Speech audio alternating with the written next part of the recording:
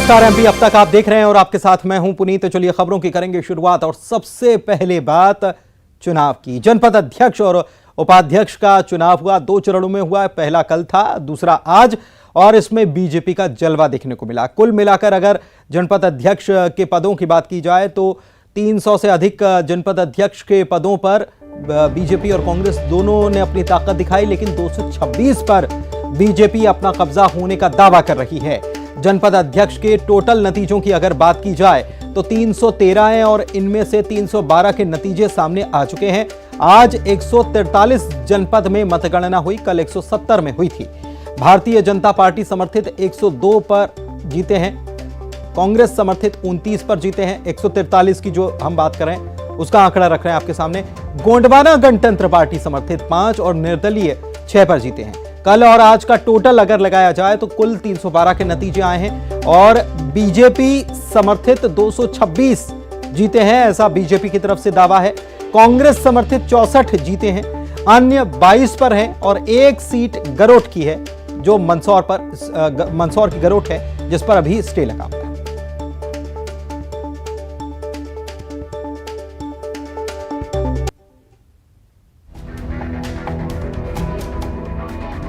निकाय चुनाव के बाद जनपद पंचायत चुनाव में भी बीजेपी का दबदबा साफ तौर पर नजर आ रहा है। दूसरे चरण में 143 जनपद पंचायत में 102 से ज्यादा जगहों पर बीजेपी समर्थित उम्मीदवारों ने जीत का डंका बजाया। वहीं कांग्रेस समर्थित उम्मीदवार 29 जीते। 11 से ज्यादा जगहों पर निर्दलियों ने बाजी मारी। कल पहले चरण के चुनाव में 170 जनपद पंचायत में 121 जनपदों पर बीजेपी समर्थित उम्मीदवारों ने कब्जा किया था। उधर भोपाल में पूर्व मंत्री पीसी शर्मा ने प्रेस कॉन्फ्रेंस कर बीजेपी पर गंभीर आरोप लगाए। उनका कहना था कि कांग्रेस समर्थित उम्मीदवारों और परिजनों को अधिकारी धमकी दे रहे हैं। ये तो फैक्चुअल है, ये उनको जो जिस तरह की धमकी मिली उस तरह के वीडियो हैं, जो कुछ तो उन्हें के मिश्रा जी ने बताया, बाकी है चुनाव इफेक्ट नहीं हो, कल बताए जाएंगे।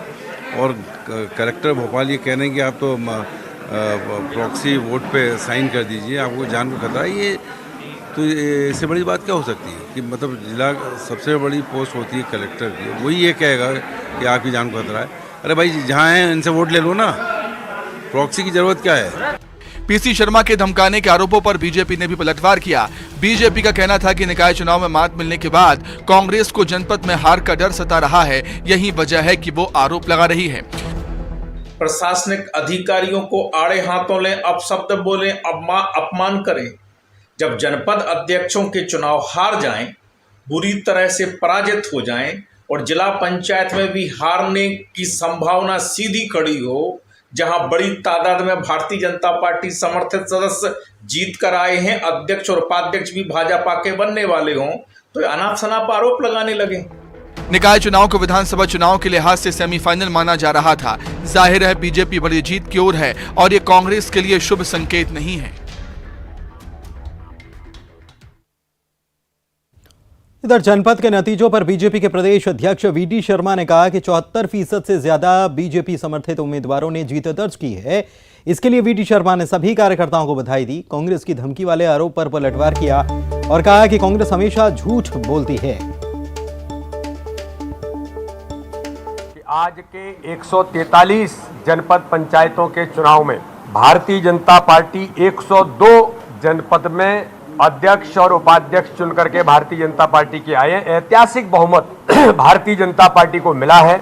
अब मैं उनको अन्नी दल कहूंगा कि मैं नाम लूंगा तो पता नहीं वो कहेंगे कि 143 में से 145 हमारी जीत के आए, कुछ भी कहने लग जाएंगे। अन्य लोगों में 29 और 11 दूसरे दल के लोग जीत करके आए हैं। तो भारतीय जनता पार्टी को लगभग 74% से ऊपर विजय मिली है। केवल एक परिणाम अभी गरोठ में कोर्ट के स्टे के कारण से रुका है।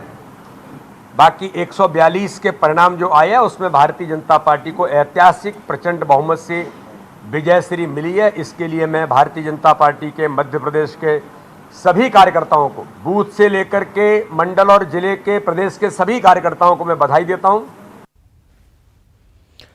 कांग्रेस नेता अधीर रंजन चौधरी के राष्ट्रपति पर दिए गए बयान को लेकर बीजेपी हमलावर है। भोपाल में बीजेपी ने कांग्रेस के विरोध में मार्च निकाला तो वहीं सीएम शिवराज सिंह चौहान ने ट्वीट किया और अपमान करने के आरोप भी लगाए।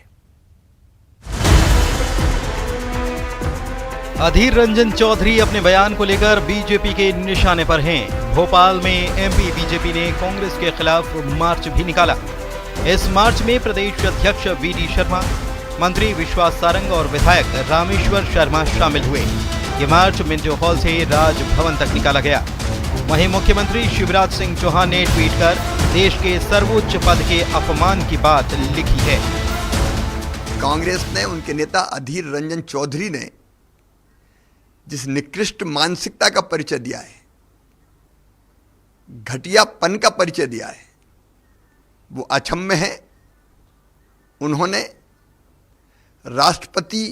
भारत के राष्ट्रपति का अपमान किया। एक तरफ जहां अधीर रंजन चौधरी के बयान से संसद से सड़क तक बीजेपी हमलावर है, वहीं दूसरी तरफ एमपी कांग्रेस राज्य सरकार को घेरने में जुट गई है। कांग्रेस ने राज्य सरकार पर आदिवासियों को नजरअंदाज करने के आरोप लगाए हैं और पेसा कानून को जल्द लागू करने की मांग की है। तो राष्ट्रपति महोदया से हम ये निवेदन कर रहे हैं कि मध्य प्रदेश की सरकार को वो निष्पक्ष जांच के लिए निर्देशित करें और ये जांचें जो है अपने निष्कर्ष पर पहुंचे। आदिवासियों की बातें करते हैं और आदिवासी उत्पीड़न के मामले में जो है साइलेंट हो जाते हैं। अधीर रंजन चौधरी के बयान को लेकर बीजेपी ने कांग्रेस के खिलाफ मोर्चा खोल दिया है। कांग्रेस की मुसीबत बस इतनी नहीं, 2023 में विधानसभा का चुनाव होना है और उस पर आदिवासी विरोधी होने के बीजेपी के आरोप कांग्रेस के लिए मुश्किल हो सकते हैं। बड़ी खबर की बात करते हैं। सोनिया गांधी और स्मृति ईरानी के बीच के विवाद को लेकर आचार्य प्रमोद कृष्णम ने ट्वीट किया है। कांग्रेस नेता हैं आचार्य प्रमोद कृष्णम, जिन्होंने ट्वीट किया और लिखा है कि सोनिया गांधी भारत की बहू हैं और भारतीय संस्कृति सुसंस्कृत और शालीन बहू बेटियों के अपमान करने की अनुमति नहीं देती है। सत्ता का इतना घमंड शोभा नहीं देता स्मृति ईरानी जी।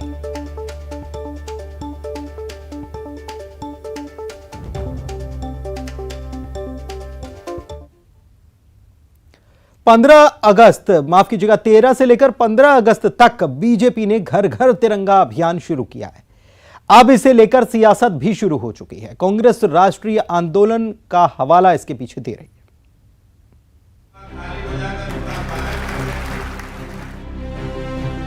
15 अगस्त को हर घर पर तिरंगा लहराने के लिए बीजेपी ने अभियान शुरू कर दिया है। बीजेपी पूरे प्रदेश में लोगों को इसके लिए जागरूक कर रही है। बीजेपी के बड़े नेता से लेकर कार्यकर्ता तक लोगों को घर में तिरंगा फहराने की अपील कर रहे हैं। कांग्रेस के तो दिमाग पहले से भी खराब है। अगर वो पहले से भी तिरंगे के प्रति वफादार होती तो 14 अगस्त का देश विभाजन स्वीकार नहीं होता और लड़ा जाता। सत्ता के लिए लड़ने वाले लोग अपने सुविधा से तिरंगा फहराते हैं, लेकिन सीमा पर खड़ा सैनिक 24 घंटे 12 महीने हर पल अपने तिरंगे को याद रखता है और तिरंगे का सम्मान रखता है। उधर बीजेपी के घर घर तिरंगा अभियान पर एमपी में सियासत शुरू हो चुकी है। कांग्रेस ने कहा है कि बीजेपी का राष्ट्रीय आंदोलन से कोई लेना देना नहीं है। राष्ट्रवाद दिखाने के लिए बीजेपी को ऐसे अभियान चलाने की जरूरत पड़ती है। भारतीय जनता पार्टी और उनके नेताओं का राष्ट्रीय आंदोलन आज़ादी के आंदोलन से कोई लेना देना नहीं रहा है। यहाँ तक कि संघ के मुख्यालय में 50 साल तक तिरंगा नहीं फहराया गया। ऐसे में भाजपा के नेताओं को अपना राष्ट्रवाद दिखाने के लिए इस तरह के अभियान चलाने की आवश्यकता पड़ती है। कांग्रेस पार्टी राष्ट्रीय आंदोलन की पार्टी, हमारे नेताओं ने आज़ादी के आंदोलन में 20-20 साल जेल में रहकर अपना जीवन समर्पित किया। आज़ादी के बाद देश की रक्षा के लिए हमारे 2 पूर्व प्रधानमंत्रियों ने अपना जीवन का बलिदान दिया। इसलिए कांग्रेस पार्टी को अपनी राष्ट्रभक्ति दिखाने के लिए किसी अभियान की आवश्यकता नहीं है। भले ही घर घर तिरंगा अभियान को लेकर कांग्रेस बीजेपी को निशाने पर ले रही है, लेकिन 15 अगस्त आजादी का पर्व है। ऐसे में हर घर में तिरंगा लहराए, इसे सियासी चश्मे से देखना कतई ठीक नहीं।